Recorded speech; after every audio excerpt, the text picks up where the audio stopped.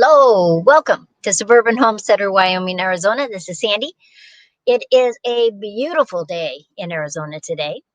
It's actually 79 degrees right now, right this instant. It's 79 degrees. And so my garden is flourishing. And I thought it was a good time of the year when you live in the South that you are still having a lot of vegetables. So I have to tell you that one of my friends up in South Dakota has all these little hoops all over the place, and he is still harvesting. So it's very interesting. And so Julie is in here, and Teresa from Virginia. Well, welcome. Fabulous. And we have a fun topic tonight because, I am a canner. I can water bath, pressure canning. I'd like to steam bath can, but I don't have one. But my good friend Ann Dale does that, but I'm really changing it up on how I can. And so we're going to talk about why I'm doing those changes. We're going to talk about what actual cold canning is. Because sometimes when you say to someone that you're cold canning, they just think you're cold packing. But that's not what cold canning is. And more across the country in libraries, there are books that you can get all about cold canning and the benefits of that and how to do it and why to do it. And for me, as Joe and I are older, we're retired. Well, Joe's retired. I'm not retired. Um, that's just the way it is. But I don't need as big a pantry as I used to. I have so much stuff in my pantry, in my Wyoming house. It's just like ridiculous. And I thought, I need to really sit down and look. And then I started seeing in the libraries, both in Wyoming and in Arizona, books on cold canning. And so I did put a link. So let me pop that one so you can see it. That's an Amazon link to a great book. They have it down here in our library here in Arizona. And it's called Cold Canning: The Easy Way to Serve the Seasons Without Hot Water Processing. Now, it's a cookbook in there too, and it has lots of recipes, well over 400 recipes. And you're going, wow, can you cold can that many different things? You can, from jams, jellies, kimchis. Like when you make sauerkraut and you put a jar in the refrigerator, that whole process, because you are not cooking, is a cold canning. Though when you make jams and jellies, you do heat that up. Well, you don't have to, but you could. And it's just like awesome. I can do this without all of that work. I can make much smaller batches. Now, granted, when I pick my raspberries in the summertime, I get a lot of raspberries. So every single day I pick, maybe I get 2 cups. Sometimes I get 4 cups of raspberries that day. For the most part, I just basically throw them in the freezer. And then when I'm ready, I would do all kinds of canning of those raspberry jams or raspberry jalapeno jams, or I would make a pie, something like that. But because it's just me and Joe, it's just so much easier to do cold canning. And so I have my recipe, I'm going through it.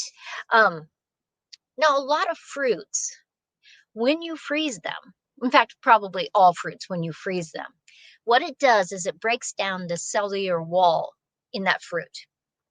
And you literally get a better flavor than it. So if you made raspberry jam and you put it in the freezer versus raspberry jam that you made just fresh from the raspberries that you got, the flavor would be more intense on the one that you froze those berries because it broke down those cells in those walls and it gave you more flavor. So then I can just take out a bag of raspberries and make up 1 jar or 2 jars, or if I want to give to my neighbors, maybe I'm making 4 jars up. But I'm not going to can them in the traditional way. I'm not going to water bath those. I'm simply going to can them. I'm going to make the jam, put it in my jars, and put it in my refrigerator. I could literally put some of those jars in my freezer. Now, because jam is, you add sugar to it. Sugar is a preservative when it comes to jams and jellies. It's just one of those things. It just preserves that jam and jelly. That's the reason why you can tell that. Say you had a container of raspberries in your fridge, and after a week or so, it looks like a science experiment. It has mold all over it. But if you took those same raspberries or strawberries or whatever kind of fruit, sprinkled a little sugar on them, mixed it up, they make its own juice, and they will last a very long time. That's because sugar is a preservative. So that raspberry jam that I make cold canning without any water bath canning, I just put it in my refrigerator. It will last and last and last. And a lot of things that you make cold canning will last months, if not years, either in your refrigerator or your freezer. And so it's just one less step that I have to do. I don't have to water bath those because I don't need to water bath those. And let's say hi to Troy Sutton. Hello, hello, hello. And Rudy's in here tonight too. Hello. Nice of you guys to stop by. So I just think, depending on the stage of your life. Now, I used to do the farmers markets and I sold lots of jams and jellies. I would always process those. I would always water bath them. They could become very shelf stable. And that's what I want. Rudy, be careful or I will have to not let you be um putting stuff in, okay? Hello, hello from the UK. So exciting. Gosh, it must be what, 1 in the morning, midnight there? I'm not really sure how late it is in the UK right now. But thank you for stopping in. So, because of my stage in my life, and I'm not doing the markets right now, and so I don't need dozens of jars of jam or jelly. I just really need it for me, um, for our household. Get some to my mom or get some to my kids. And I can just simply say, this isn't water bath can, just put it in your refrigerator. And I didn't have to do that work. It's just like, eureka. And that book that I have highlighted, I think you can probably see that. I'm going to put that up one more time. It has so many recipes. Now, I love making sauerkraut and kimchi. In fact, I wanted to show you the cabbage that I'm using to make sauerkraut this weekend. We have this place where I live in Arizona, and they sell vegetables there. But look at this, because my cabbages are not this big yet. Look at how big this cabbage is. That's massive. Guess how much I paid for it? Just guess. $1. That's right. All the cabbages in the container were $1 a piece. And so I literally could not put it in the bag because it was too big. And it's just, oh my gosh. But I can't grow that for $1. Now, my cabbages are about this big right now. The hard part, the plant is this big. Oh, and just a minute, let me say hi to BP. Hello, hello, hello. How are ya? Julie says, I have a book, Preserving by the Pint, that small batch water bath recipes, things I can finish in a year. You can take any of those recipes, just put them in your refrigerator. You don't have to water bath can them. I mean, you can if you want to. If you don't have room in your refrigerator, of course. I'm not telling anybody that they should change what they do. I just wanted to give people another option. How many of you have made refrigerator pickles? That is cold canning. So a lot of times we don't think about it. We make kimchi. After it's all the way done, we put it in the refrigerator, cold canning. Sauerkraut, put it a jar in the refrigerator, cold canning. Because like when I made my sauerkraut, I used to make just boatloads of sauerkraut. But the only way for me to preserve it was to heat it up, and it never was the same. And so I'd have my jars in the refrigerator that we would use up. But if I had a whole bunch, that was my only option. And it's not like it's bad, it's just not as good. You don't get that, oh, that fresh taste that you do with just regular sauerkraut. Um, it's huge. Happy sauerkrauting. I love making sauerkraut. It's not difficult, and I like changing it up, the different things I add. I always like adding apples to my sauerkraut. Sometimes I have carrots, sometimes I have garlic, other vegetables in there. Sometimes I put herbs in there. I like to mix it up, but with a big honking cabbage like this, I'm going to get two great big jars for sure. And so I can make two different recipes. And they'll both be just cold canned, won't water bath them. They'll just go right in the refrigerator. I'm totally excited about that. And it we'll use it up before it ever would go bad. Sauerkraut lasts a long time in your refrigerator. Where are they? Going to go through there in a couple weeks. Oh, I got it at Green Tree. Green Tree is like a discount grocery store that we have in town. It's if off of 4th, you turn at 10th Street and you just take 10th Street eastward and you will get to it. And they're open Tuesday through Saturday. So if you are through in a couple weeks, you should stop and see me. That would be so much fun. Hey, Matthew. That cabbage reminds me of the killer plant in Feed Me Seymour. Sorry, giant vegetables. I have green tomato pickles in the fridge right now from pulling out the plant. Perfect. Sometimes when we water bath can pickles. Now, there are things that you can add to them to always make them crunchy. I mean, you can buy packets that make them crunchy. You can put garlic in there. You can a lot of people will put grape leaves in there. There's different things you can add to when you're making pickles that will make them stay crunchy. If you don't water bath them, those pickles are going to be crunchy. They are going to be so good for you. And I just really love that. Yeah, don't drop that on your foot. I know it. Oh, I bet you it weighs close to 5 pounds. It's massive. It's probably the biggest cabbage I ever saw at a store. And a lot of times Green Tree gets things that are kind of misfits, like the peppers that have indentations because they don't want to send those to the regular grocery store. A cabbage that is way too big for the grocery store. And so that it goes to Green Tree, and they have fabulous prices. So I like to go there, once a week, once every 2 weeks, and just see what kind of thing that they have. But seriously, if it works out, if you have enough time, just let me know. Send me a text message or email or something, and we'll make it work. That would be awesome. Off topic. Did you hear the sonic boom about midnight last night? The dragon should have gone right over you. I did not hear that.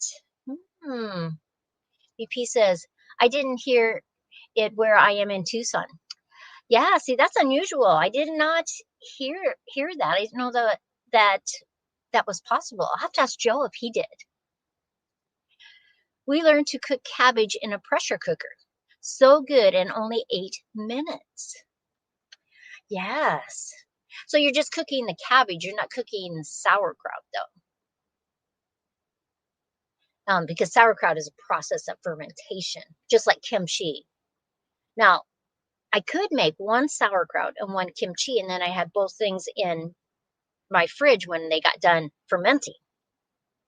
I might do that. Now, you can literally do all kinds of vegetables, fruits, pickles, kimchis, sauerkrauts. In this book, we actually have this book at the library, and I've checked it out before. And I just so enjoyed just their whole outlook on how you can make canning more fun, more convenient, easier, less time. I was really happy that somebody had taken the time to write a book and given so many recipes. I think there's well over 400 recipes that that they put, and I just really appreciated that they would do that for us. And because it takes a lot of work to make a cookbook. You know, I know because I have been trying to write a cookbook on vanilla and things to do with vanilla. It takes a long time. Not only just the writing of it, but you have to try all the recipes. You have to tweak the recipes, and it just takes a long time. Um, any blood oranges? We are in town for Ham Radio Ham Fest. Ooh, um, my blood oranges are not. I didn't have any on my tree this year.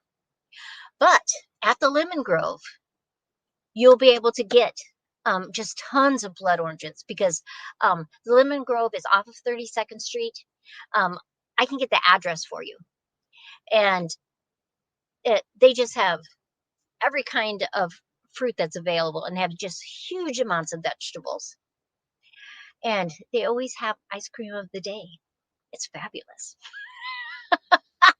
So that would be a fun place that we could go to. Um, Hope you finish the vanilla book. Sounds like a bestseller.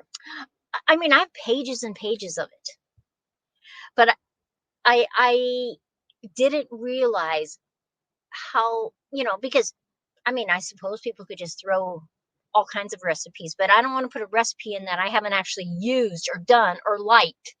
And so it just takes a lot longer than what you think. And so, but it's a process that's coming along. I seriously thought, oh yeah, I could do that in a few months. No, it doesn't work that way. But how many people in the chat have actually tried cold canning, or they've done it and not even realize that's what it's called? Like when you do refrigerator pickles. Um, like my mom always did this thing with celery and carrots, and she would slice them up like French fries, put them in water, and put them in the refrigerator. And now that isn't actually cold canning, but it's kind of got that theory of cold canning. And because with her, she would have to change the water out. Where if I'm making refrigerator pickles, I don't have to change anything. That brine is what makes it stable in the refrigerator. If I have too many, you just make sure that it's down a little bit farther in the jar and you can freeze it. You can freeze jellies. You can freeze all kinds of stuff. Because I thought, as a suburban homesteader, like in Wyoming, I have an actual room that's a pantry. Here in Arizona, I have a little tiny closet. And that has to have all of my other stuff. My noodles, and so if Joe has cereal, because I rarely eat cereal other than oatmeal. Just stuff, canned things. And so it's very small. Okay, so Denise, cold canning is when you process, like you're making jam, okay? But once you've made that jam, instead of putting it in a jar and then water bathing it, you're just making small batches and you're putting it in the jar and put it in your refrigerator or your freezer. And that's what is considered cold canning. Not to be confused with cold pack, because like sometimes when people are canning meat, they either heat the meat up or they cold pack it. So it's not that. It is quote unquote called cold canning because you're not going through that water bath process or that pressure canning process. So you're making smaller batches. So it's much more convenient and faster and easier, more fun, because it's like I can try a whole bunch of things instead of having to can 12 jars or 14 jars to fill up my canner. I can do a small batch, and have 2 jars or 4 jars. BP says, my mind is being blown from this information. You can freeze it? Yes. You just put less in the jar so that when it freezes, because a lot of times things will expand and you don't want it to burst the jar. So you just put less in there and then you can put it in your freezer. When you're ready, you just take it back out and just put it in your refrigerator, let it unthaw, and it is still your jam. And so it's just like fabulously easy. And I'm all about easy because I'm busy. A lot of time when I post canning recipes, I also give directions for non-canning. That is fabulous. I mean, seriously fabulous that you are doing that. Because a lot of people say that they buy a house or they've gone to the farmer's market and they bought strawberries, beautiful strawberries during the summertime. And what are they going to do with them? They would like to make jam, but the books that you check out or you get off the internet, it's for like 10, 12, 14 jars of jam. Well, a lot of times people don't want that. All they want to do is take some of their strawberries and make some jam. Just in a little pan. They don't want to have buy a water bather. They don't want to have to, depending on what they're doing, they don't want to have a pressure canner. They just want some jam. That's all they want. They want some jam or some jelly. And so they're just going to make up the jam, but instead of doing all the other work, they put it in the jar, put it in the refrigerator. It's perfect. Pathways Homestead. Hello, hello. How are you? I hope you're having a good day, young lady. Freezer jam recipes don't require as much acid. You can season to taste. Okay, let's talk about because sometimes you have a recipe, right? And you want either way less salt or way less sugar. But like if you're making, a lot of times when you're making jams, you have to have X amount of sugar because one, it's a preservative. And two, that whole process that they want you to go through because it's getting water bathed, it wants you to have a lot of sugar.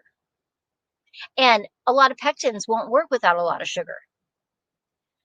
There's ways to get around that. Now, my grandmother, she had about a quarter of an acre that was her garden because they lived on a farm, and other than buying like flour, and they had cows, they had other animals, they had chickens, she had a big garden. They basically made or grew all of the stuff that they needed. So when she made strawberry jam, she never used pectin, ever. And so she would just slowly boil that so that more and more of the liquid would go away. And she had the best strawberry jam ever. No pectin. It was basically sugar and the strawberries. And she would cook that up, and she didn't even water bath can. She literally take jars that she saved, put the lid back on them, turn them upside down for 10 minutes, flipped them back, and the ones that popped that seal down, she would leave in her cabinet, and the other ones would just go into the refrigerator. But it was by far the best jam I ever tasted.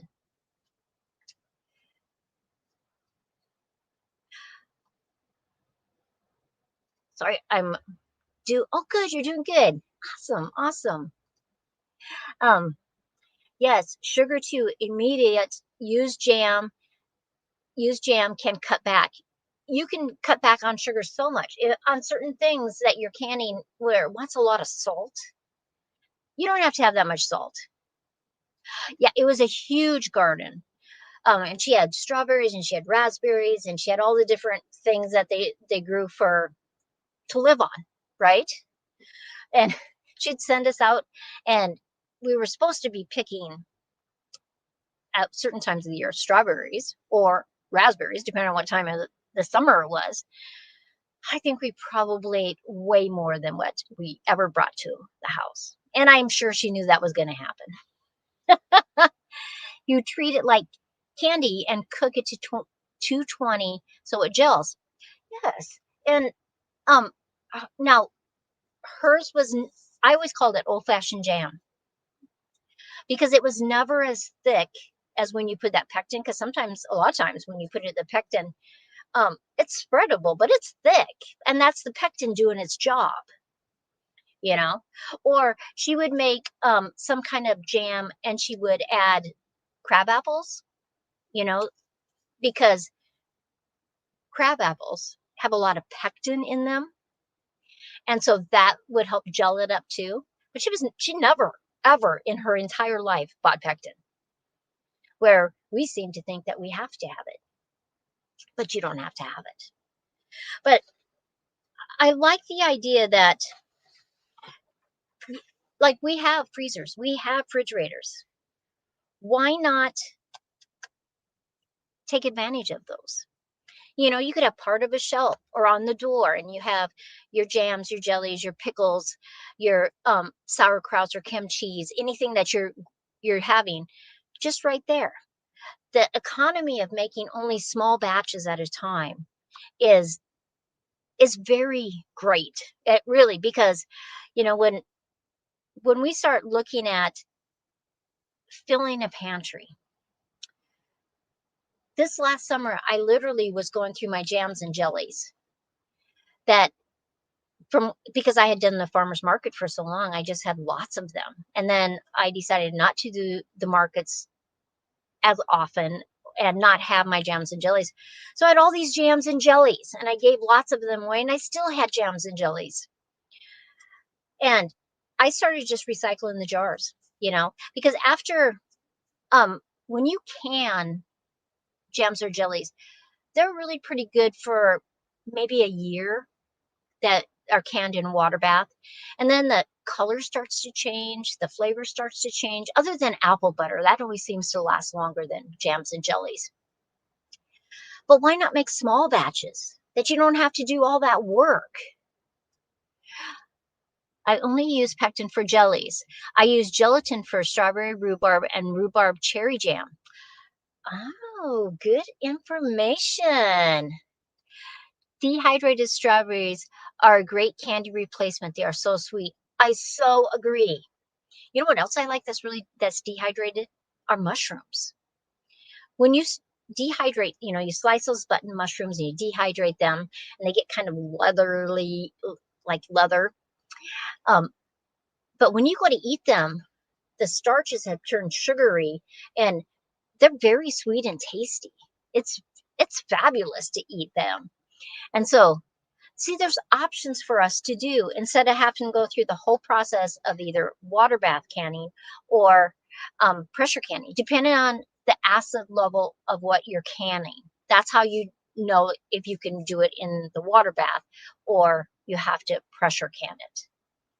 But if you're doing it and you're going to put it in your refrigerator, it doesn't matter. You can have whatever mixture you want when it's going in the refrigerator because it doesn't have to be shelf stable because it's in your refrigerator or in your freezer. Like a lot of times I'll make V8, like V8 that you buy in the store. But then I started doing um, cold canning of it. And I mean, it lasts in my refrigerator for a very long time. And I don't have to worry about ratios of tomatoes to peppers to onions. I don't have to worry about any of that stuff. I just do my process, send it through the food mill. So it's just the tomato V8 juice. I put it in my jars, put it in the refrigerator, and it lasts and lasts and lasts. It's fabulous. Gary has some mushrooms dehydrating for our eggs tomorrow morning. Oh, rehydrating. Tasty. Yeah. Um, Dehydrating is such a easy, passive way to preserve food. It's just fabulous. I started out with just a round dehydrator, and then eventually I got an Excalibur, which has the drawers that come. that slide in and out. Um, and it has been fabulous. I mean, seriously fabulous. It was a great investment that I have used and used and used. It's like cabbage when you dehydrate it, it becomes very sweet because starches are turned into sugars. Um, but rehydrated mushrooms, tasty. I mean, seriously tasty. And I'm already past 30 minutes. Joe says, how long are you going to be? I said, 30 minutes. That's what I do for my lives. So I appreciate you guys coming in. Now, I have been doing, this will be my third week of Monday Moments. Monday morning at 9:30, I do topics. And for the most part, it is all about being a homesteader.